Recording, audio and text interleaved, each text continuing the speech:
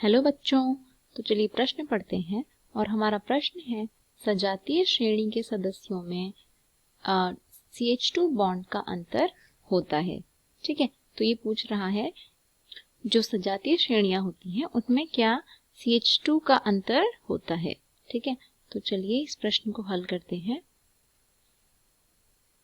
तो ये जो आपका प्रश्न है, यह मुख्य अवधारणा कार्बनिक यौगिक का प्रश्न है। तो यहाँ पर हम इसकी मुख्य अवधारणा सबसे पहले नोट कर लेते हैं।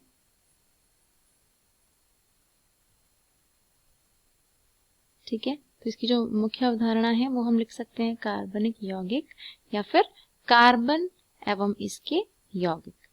ठीक है, तो ये इसकी मुख्य अवधारणा है। ठीक है, चलिए अब देखो, हमें पूछा गया है कि सजातीय श्रेणी के बारे में। ठीक है, तो इसके लिए सबसे पहले तो हमें पता होना चाहिए कि सजातीय श्रेणियां होती क्या हैं। तो पहले समझते हैं सजातीय श्रेणी क्या होती है। ठीक है, सजातीय श्रेणी, तो देखिए सजातीय श्रेणियां बेसिकली ऐसी श्रेणियां होती हैं जहां पर क्या होगा, जो कार्बन है, ठीक है, उसके एक एक संख्या के बढ़ते हुए क्रम में जब हम श्रेणी बनाते हैं। ठीक है, तो इस परिभाषा को मैं यहाँ पर लिख भी लेती हूँ। तो ये इस प्रकार हो जाएगा कि ऐसी श्रेणी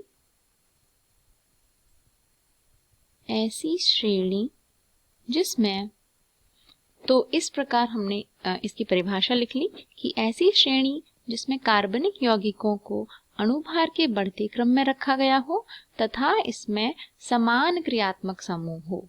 ठीक है, एक उदाहरण से इसको हम थोड़ा सा समझ लेंगे अच्छे से। तो जैसे मान लीजिए हमने एक ऐसी कार्बन की श्रृंखला ली जिसमें एक कार्बन है।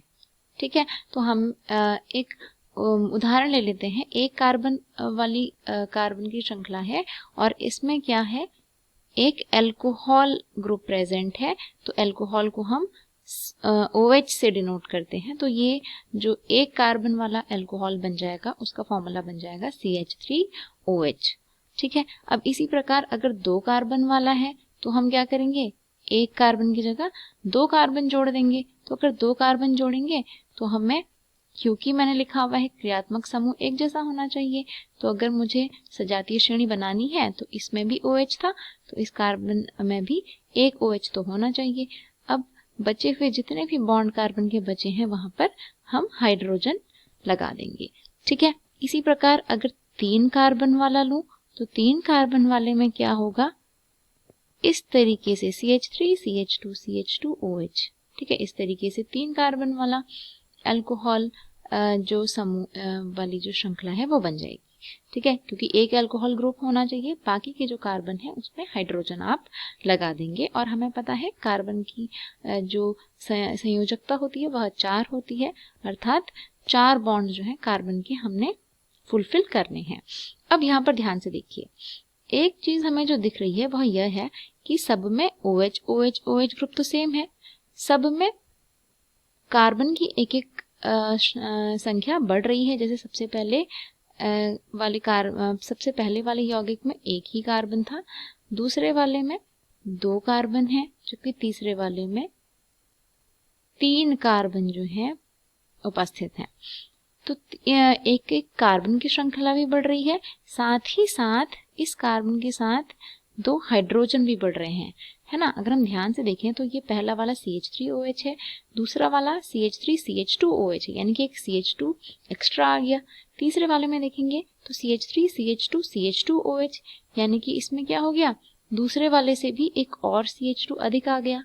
ठीक है, तो कहीं ना कहीं हमें दिख रहा है सजातीय श्रेणियां ऐसी श्रेणियां होती हैं जहां पर बाकी चीजें तो सेम हैं, लेकिन जैसे जैसे हम अगली श्रेणी में जाते जा रहे हैं वैसे वैसे CH2 यानी कि CH2 की जो संख्या है वह बढ़ती जा रही है। ठीक है, यानी कि 2 लगातार सजातीय श्रेणी के यौगिकों के मध्य कितने का अंतर है, CH2 का अंतर है। जैसे अगर पहला वाला ले लें CH2OH था, दूसरा वाला लें तो CH3CH2, पहला वाला CH3OH था, दूसरा वाला CH3CH2OH था, यानी एक CH2 का अंतर।